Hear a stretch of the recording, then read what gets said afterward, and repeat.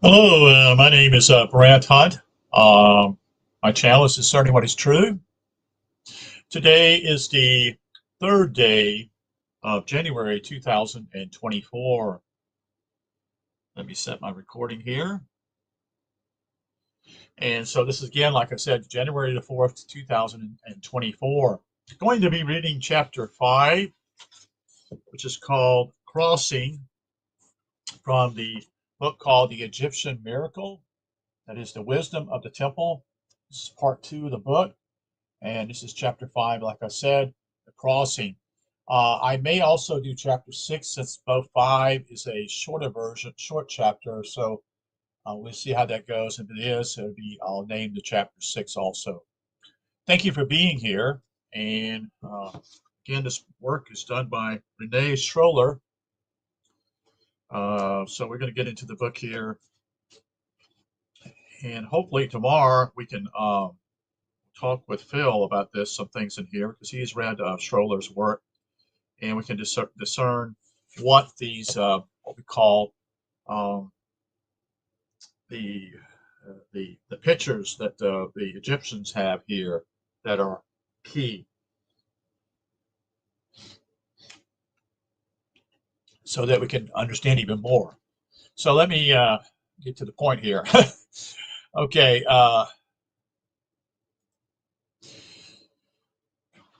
Elsewhere, that is the book chapter calling Crossing. Elsewhere, I try to note the character of crossing with physical examples such as the reverse nervous reaction to an exterior influence exemplified by the commentary effort, that is the effect produced by light upon the optic nerve. These are elementary images selected to draw attention to characteristic mentality as certain in ancient Egypt and found also in China as well.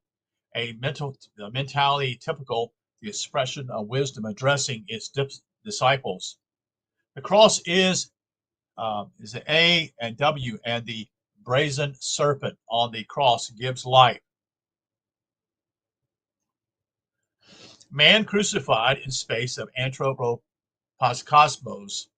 The cross is the equatorial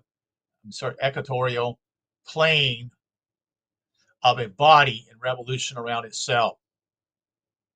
It is the four orientations that define the abstract center. This cross is the symbol of life, because life for us is no more and no less than the faculty to react. Now, this is happening right in front of our eyes here. People react to things that are going on in their lives, that type of thing, and get angry, or so it's the way our makeup is, so to speak. We perceive mechanical reaction, but do we understand vital reaction? Could the latter be the intimate cause of the gross exterior mechanical reaction? What he's saying is simply is when we react, is it simply a mechanical reaction? The reaction of one body towards another. When the organic body reacts to an exterior influence, the temptation exists to call this reaction vital, though it is yet but a subtle mechanical reaction of an energetic nervous system, a reaction set off by external influence. And I know that Phil, when he had his ascension, he talks about the nervous system. Maybe you could ask him that question tomorrow. Maybe I should write that down here on a note. Here we go. Let's see. If I don't write it down, I'll forget it. And it should be right here. Note cards. But I don't see it. We'll get to it later. I'm sorry about that. Thought I had them right in here. They usually are, but for some reason they are not, which sometimes really frustrates me. That's the issue in my life. Simply is that I'm sometimes, if not all times, disorganized. So anyway, back to the true meaning of vital reaction must be studied in the reaction intensity as well as in the consciousness that responds to appeal. In other words, to the constituent power that defines and specifies the theme. The electricity of force fields is a crossing, and so is electromagnetic induction. Nervous sensitivity is a crossing, and so is the endocrine, I'll just spell it to you, ENDOCRINE, intricate effect. Intelligence is a crossing, and so forth, because all phenomena are crossings, which means that they are symbolized through the elusive point situated by the four cardinal points. Every cause must be considered as an activity that will be positive or negative, relatively speaking. The phenomenon, that is, the consequences of the cause, is always catalytic, that is CATHODIC, as resorbance of causal activity without resistance. Would be no more than annulling, while resisting necessity incites a reaction. The influence of electricity and its inductive effect is a phenomenon that presents the perfect image for the understanding of the vital principles whose physical aspects is its analogy. Here are the correspondence. The quality of energy equals influence equals first force field. Rupture equals alternation equals rhythm equals numbered number. Induction equals first crossing equals reaction equals intensity equals perceptive phenomenon. Tesla's effect, that is, equals second crossing equals visualizing effect. The physiological effect on the nervous system on the first induction is a exaltation through vibratory synchronicities that can go so far as to cause death. The physiological result of Tesla's effect in a animation that manifests itself through a heating of the blood and the juices and through a exaltation of nervous sensitivity. You would call this a Arsenal effect. All of this is still mechanical and seems trivial when compared with the analogous effect of a vital character. A minute quantity through induction is transformed into a stream intensity, that is its quality. This is very likely the mystery of the intricate glands, whose effect is exalted by inductive relays into vital intensity.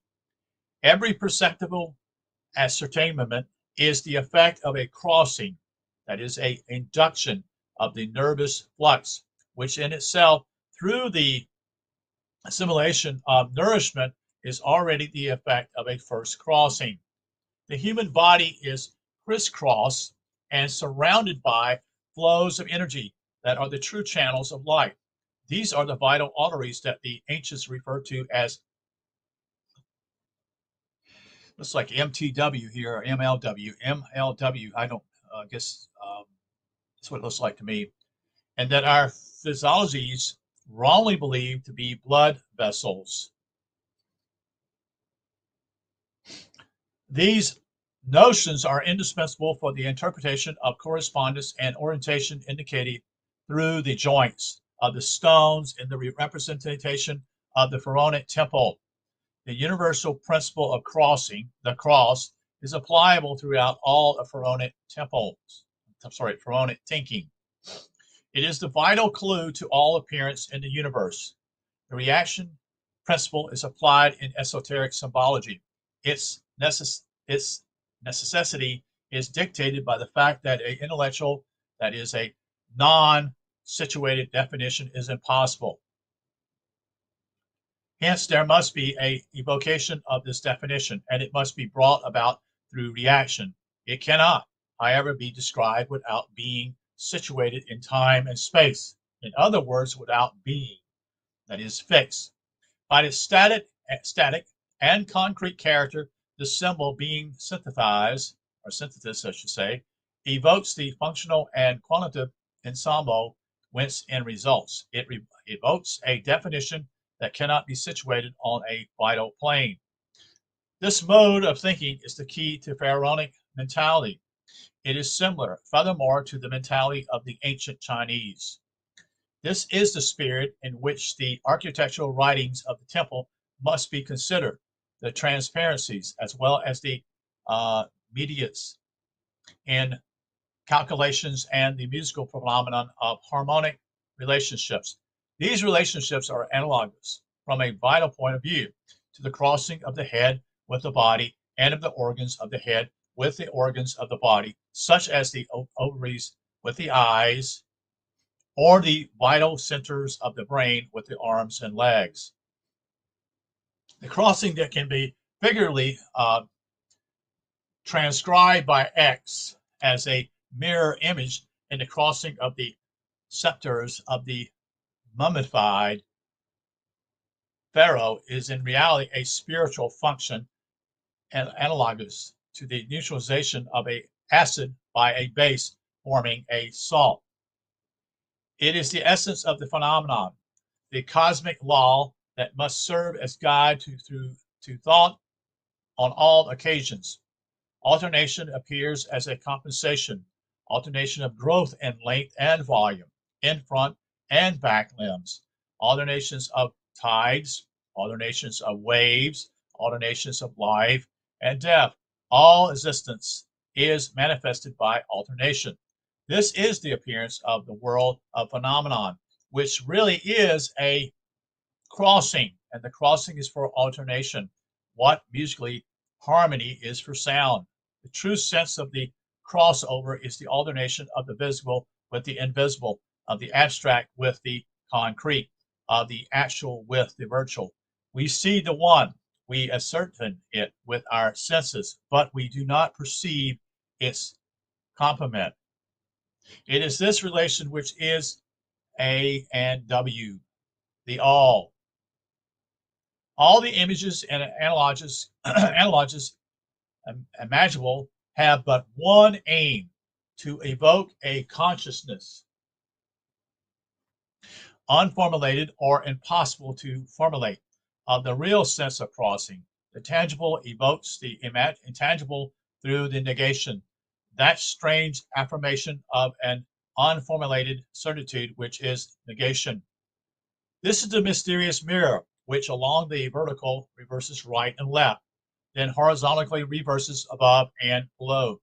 Pharaonic Egypt handles this mirror in this superior state of consciousness, as with all its works, making their description so difficult for us. Recognition of this mentality must never fail us if we want to receive the teachings of the ancients. So we'll say this again. Recognition of this mentality must never fail us if we want to receive the teachings of the ancients. Crossover is a function that the cross symbolizes by two cross lines, like the crossing of two paths or the two double orientations. In any case, the effect of crossing determines a central point of neutrality. This neutral center is the esoteric aim of the crossing gesture. As such, this neutral center point is not a plane, nor is it a mathematical point without physical reality. It must be the center of a volume whose importance varies with the intensity of crossing lines or paths. Yet this volume is not material. It is a centripetal and functional contractional center. I want to just say something here also on a footnote here.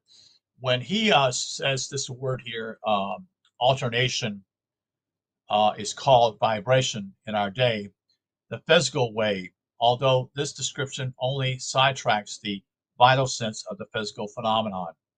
This is just a footnote he had here. I want to share this when I was reading this as I was coming down here on looking at it.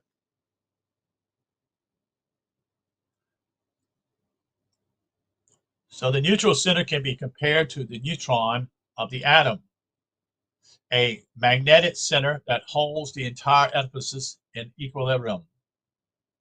This is a law obeyed by all of the pharaonic Keep thinking. What is below, that is the seed, must rise, that is the new seed principle, in order to be inverted below, new active seed. And I want to say something here about something I've learned from somebody long ago, spoken to me. When we see the tree outside and we see all the branches and that type of thing, well, what is below that actually in the ground is the same thing. The roots are gone into the ground just like the branches have in order to do that. So this in reality, what I'm trying to explain to you, is a mirror image of what's taking place in the above, it's right in our eyesight, that is taking place below in the ground. You know, you have to have good roots in order to have a branches out when we see in the physical aspect of the world. If we don't see that, I mean, we don't, you know, that's just it's just a characteristic of what we see with a tree. And we know that scripture speaks a lot about the seed and trees. And when Jesus spoke to the trees, there was no fruit on the fig trees. He cursed it. He was, you know, it should be fruit at that point, which would recognize simply is that there should be growth taking place in that tree. The assertion that earth is created in the image of heaven is not only a turning upside down, but a crossing as well. Moronic teaching is based on the principle of crossing in mathematics as well as in medicine, in architecture, as well as in the significance of the myth. So that is the conclusion of chapter 5. I'm going to continue on and do chapter 6 because it's just a very short, these two chapters are very short. Chapter 6.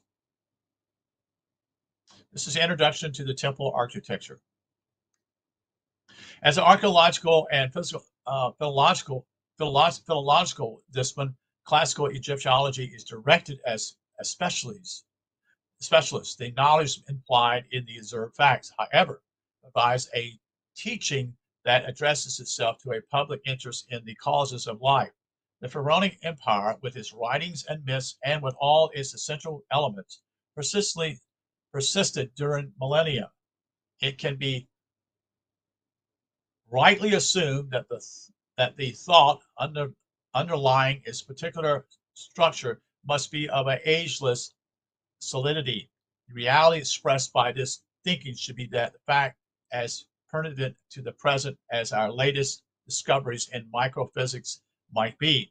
It has been thought that a syncretism of various beliefs and tribal totemism could be seen in the myth and its symbology. But the disclosure of the First Dynasty tombs now show that the writing, the myth, and the symbolism are complete and have formed a solidity or a solid established basis since their historical origin. Moreover, it would be useless to search Pharaonic Egypt for explanatory documents or theories in the sense accepted by the West since the Greek influence. Theories pertain to a stage of research and losses. It means when the problems are resolved. The historical era of this empire presents itself as an epoch of political and religious applications of assured knowledge and tested science. It no longer concerns itself with demonstrations and experiments, but applies a tradition that has been guarded. It is understandable that this received science is transmitted at the cost of its increasing adulteration. It is the psychological correct to perceive the increasing complexity of the teachings that is in the Earth's dynasty was still very pure and thus transcribed in a synthesis spirit by such essential and simple means as number, geometry, and biological symbology. This progressive complexity through a extension of the symbology is clearly manifested from the Middle Empire on and reaches its peak towards the Ptolemaic end of the Pharaonic Empire political existence. Knowledge abides in Egypt. It has resided there since remotest time and has nourished humanity for millennia. Eventually, its routine applications served to incite invaders, notably the contentious Greeks, to seek, that is to reason, quote, unquote, demonstrating a particular axiom or tradition that has been transmitted and retransmitted as an article of faith and without stirring any curiosity to research the causes and the knowledge that has led to its acceptance. But there is a fundamental difference between the search for reasons in a priority knowledge by means of a posterior reasoning and the same search within intuition, within enlightenment, and within spiritual experiment and its experimental demonstrations, in short, in nature's esotericism. The former leads to a necessary mechanicalism, rationalism, because it is based on quantitative data and their interaction. The latter leads to spiritual sources accessible only to the privileged minority of the temple. Ancient Egypt never explains the reasons for its compartment. The papyri gives practical applications for medicine and mathematics, implying a priority knowledge that remain unrevealed to the practitioners themselves. The general conclusion of experiment and theory of laws indispensable to the phases of research proper to our epoch had no raison d'etre in Egypt, which nevertheless presents us with extraordinary civilizing achievement of exceptional duration. The architectural monument dedicated to a cult based on the symbology of myth supports the evidence of a conviction. It demonstrates a science whose applications radiate in all directions. To this day, the Pharaonic temple has never been studied in its significance as a speaking ovior because it has remained mute in the face of questions asked in a rationalistic and analytical mentality. So what is he saying there when the temple no longer speaks? Well, the reason why it doesn't speak anymore is because their questions are the wrong questions. That's because the Greeks come in with their rationalistic type of thinking.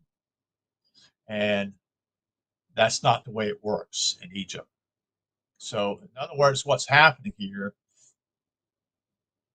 how would I say this?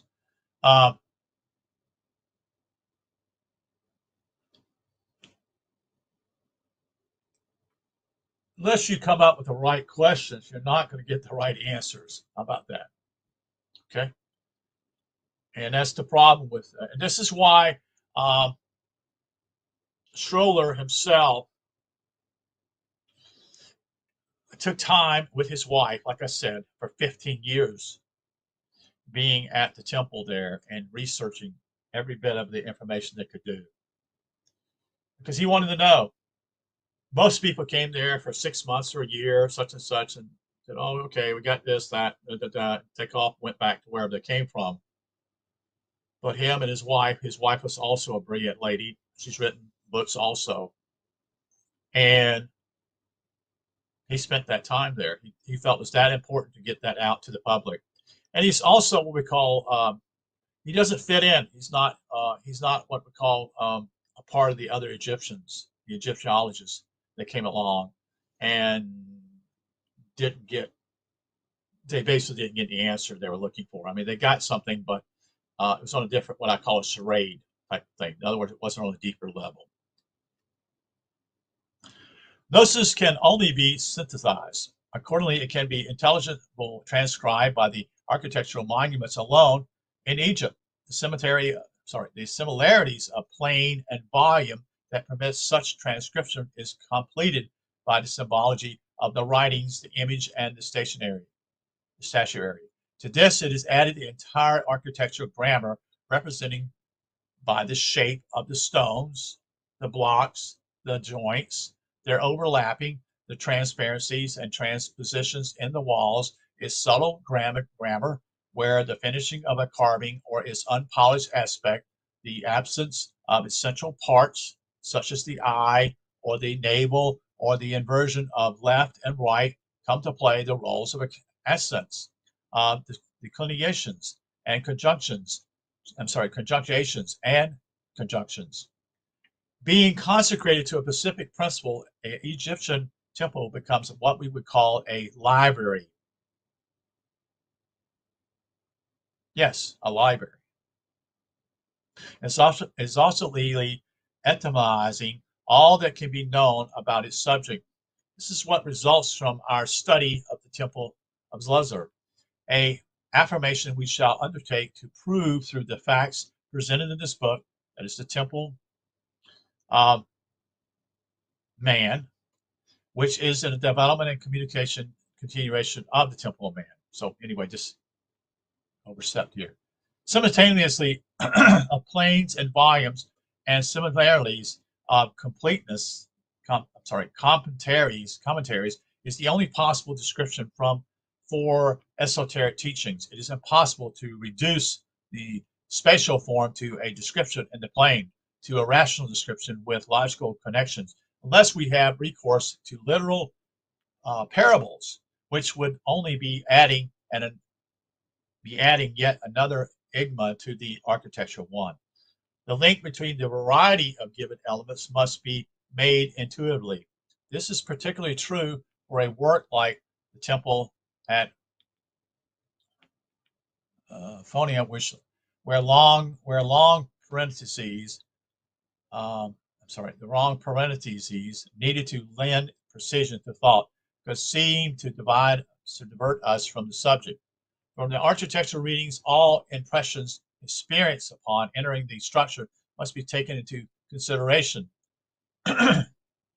First, to draw our attention to the ground plan, we are never indifferent to this shape, whose quadrangle satisfies us by its equilibrium while seeming to confine us as well.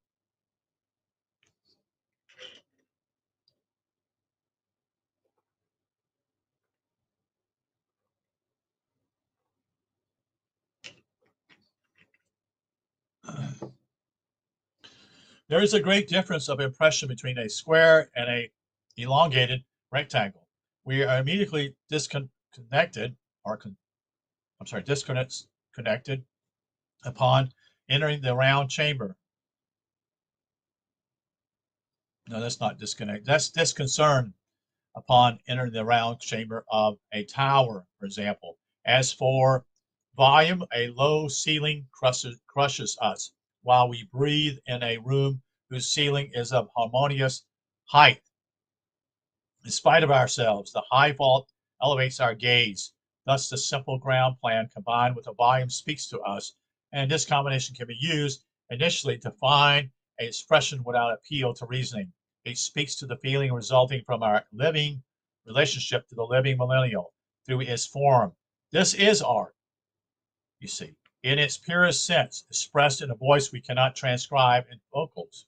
No, it's not what it's about, you see. It was built to speak to us if we have eyes to see, to see what's going on around us in this particular temple. It was supposed to, in some ways, how would I say, be above books. Okay, the building was built for an edifice for man's spirit to come to recognition of who he is.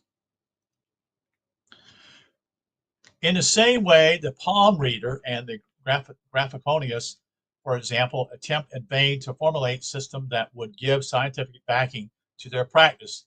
The latter remains a mancy, M-A-N-C-Y, because esotericism, the interior meaning, the sense of volume, the significance of life, the vital meaning, cannot be transcribed into the plane, to a two-dimensional rationality. See, this is what it's talking about here. How the Greeks wanted to make everything rational, but it was only, it was in a two-dimensional perspective. It wasn't being open to what other things could be said within this particular building, or this temple, I should say.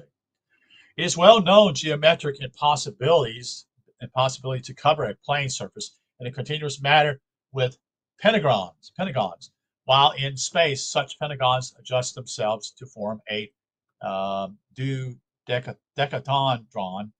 Esoteric directs itself to a sense of volume, which we cannot understand with our mental faculties unless we can deal with a cross section or assume it to be composed of planes in motion. Rationalism is two-dimensional, only volume. Hence, architecture in general allows the expression of the esotericism of a teaching for which the irrational moment is a prime mover. With a gravity of words, we can describe the chronological creation according to tradition. We can speak of a ternaria unity, whence results the active-passive duality comprising the quaternary of the elements. We can also symbolize this by means of the portals, towers, and tiers of the cathedral's facade, without, for all that, making any gains in the matter of knowledge. They are words devoid of vital sense because the facade of this edifice remains no more than a plane. But when the plane becomes a vertical facade erected on a geometric ground plan based on the golden section, for instance, then the symbolic significance becomes involved with a function of growth on the one hand and with a spatial situation on the other. Since this facade evokes the complementary walls of which the volume of the edifice will consist, then the ternaria of the portals become alive, and this is explained by the rite, R-I-T-E, in words and gestures expressing what written terms cannot formulate. The edifice is consecrated by the central portal, with the congregational entering by the north door, just as the living fluid enters the north pole of our terrestrial globe. The south portal will become the sacred door of regenerations. Quote, compared with the Pharaonic and the festivals, that is, quote. Likewise, we could analyze in the manner the esoteric sense of the duality of the towers or of the double pylon with its obelisk, and the squaring of this cynical circle of the elements. Such analysis is feasible only through situations in space, in a word, through volume. So when that space is empty, it's speaking also. It's speaking of the vastness. To complete this example, we note a fourth dimension in architectural time, a dimensional provided through orientation. When we attempt to describe the teachings of a sacred monument of architecture, we are compelled to proceed piece by piece. No one can make the connection for the reader. He must do so himself after having furthered this comprehension by precisely specifying the placement. But is this not the case when it comes to understanding the vital motives in the study of any subject whatsoever? Could this not be seen as a synthesis, indescribable in the centennia of sight, volume, and time? To what ends, it will be asked, but it is not a sufficiently worthwhile aim to awaken a higher sense of intelligence, is it? Contemporary scientific research slowly but surely is leading towards the evidence of this logical expression simultaneously. Mathematics remains a subterfuge while leading us back to the architectural means used by the ancients. The ancients were mathematicians, and they recognized the impossibility of bequeathing knowledge to future generations solely under the form of theoretic mathematics, unless the latter becomes geometric in space. All of this will seem strange and will remain incomprehensible to anyone who has never dwelled on the mystery of this phenomenon called life, and on this inseparable connected problems of the raison d'etre and aim of life. During the last century, life was seen as a rational, comprehensible, mechanical complex, and only the plant and the animal kingdoms were considered to be alive. The mineral inorganic realm was considered a part of nature that was virtually vitally inert. For the ancients, to the contrary, life began with spirit, with the active, through still abstract imaginations of the one God, indefinable source. In our day, with the progress in atomic science, this presumably inert mineral world is beginning to be perceived as populated by strangely active atoms. Each molecule becomes in itself a universal swarming with atom-stars, and the force at play here belong no longer to the old physics of gravitation, but to the forces of affinity and repulsion of energy transformations into light. All of it under the supervision of an extraordinary concentration of energy. And this energy about which nothing is known, that is, quote, an ignorant cloak by the term velocity, end quote, again appears as the end of everything. Our most conformist scientists are beginning to suspect, albeit unwillingly, the existence of a metaphysical world. Perhaps the day will come when they will also surmise that is transcendental potency, in other words, powers this side of matter and beyond, powers that appear as matter. Life starts with the atom. The term atom, incidentally, is unsuitable. Seeing that this atom remains composed, it still allows for a schism. A schism is in point of fact into the energetic elements that manifest life. Yet the atom is still a long way from organic life in all probability. However, it will eventually be discovered that organs are the materialization of the qualities of the atom. That is, of those virtualities that characterize its primal energetic formulas, the functions. Natural transmutation, indisputable, demonstrated in our day, our symbolic form of assimilation, a vital action that is fundamentally to all of life. We are for the moment merely approaching this borderline where function in physics attempts to translate itself into vital function, where in the case of alchemy, the so-called dream of the ancients is thought to be factually justifiable and scientifically ascertained. Thereafter, as far as can be presumed, there comes the phase where the synthetic expression for all domains of life, including the energetic and kinetic life of the atom, will be found expressed in the metaphysical and psycho-spherical affirmations of the old tradition. I sound like a prophet who believes in some kind of return to the past. Not so. Since pharaonic Egypt, humanity has acquired a certain level of achievement, and this attainment belongs to a domain usually not taken into account indefinitely by the mind, and seemingly the only aspect of the life phenomena that is constantly evolving consciously. Our philosophers consider consciousness to be indefinable because it cannot be disassociated from the mind. This certainty holds true for mental or psychological consciousness, but the self need not be aware of itself for consciousness to attain anything whatever.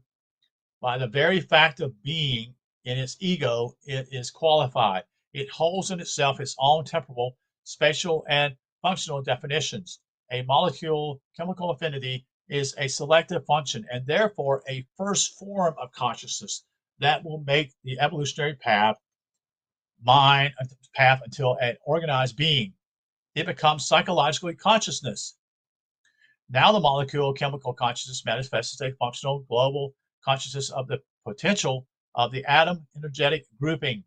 Ever closer to reality, we then assert that the atom is formed by a seriatic nucleus, that is, by, and in brackets saying here, series equals Sothis, Sothis, of the ancient Egyptians who called it the great provider, that is, formed by a sun with double nucleus, one positive, the other neutral,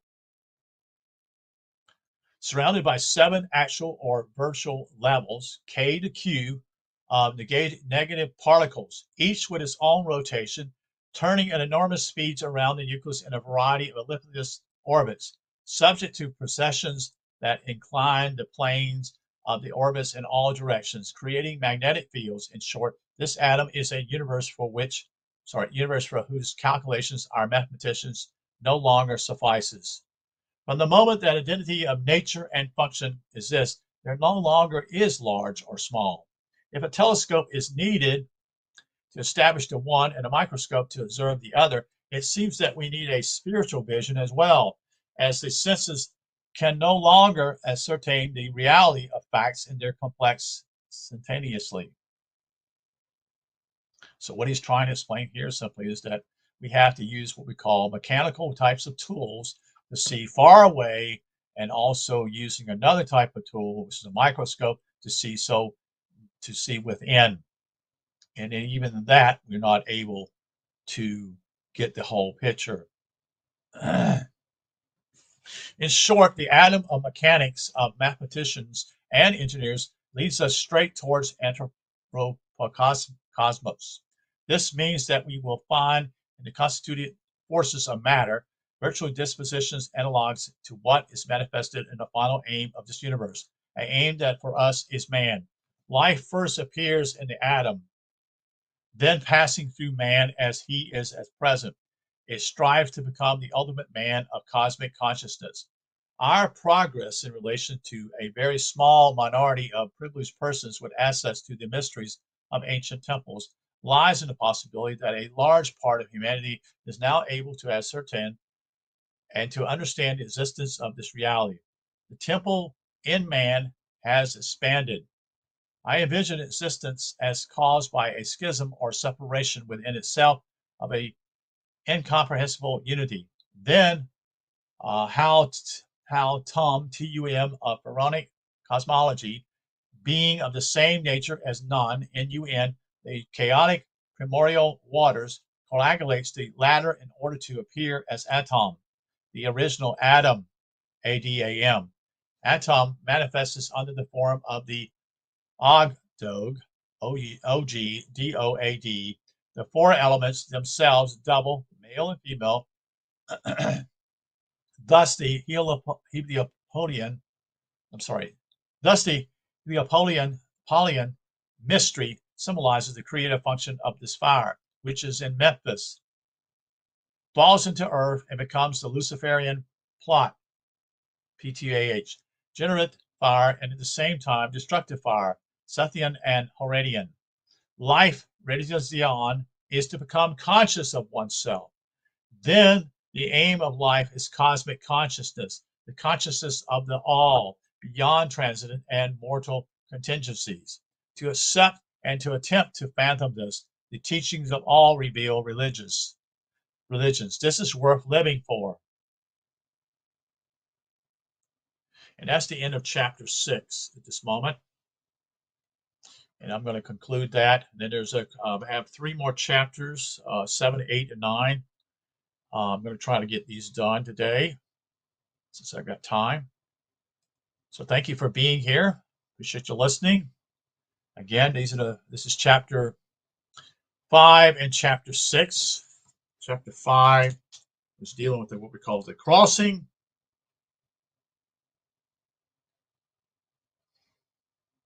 And then chapter 6 was dealing with what I call, let me get to it right here quickly, the crossing, chapter 5. And then chapter 6 is the introduction to the temple's architecture, which is actually trying to speak to man in its design to get his attention. So thank you for being here. Again, this is from Rene Schwaller de Luicz. And we'll probably take a little break here and then be back here in a few moments and do another chapter, which is chapter 7.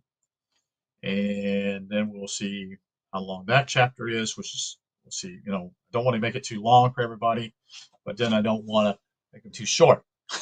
So we'll talk to you a little later here. Thank you. Take care.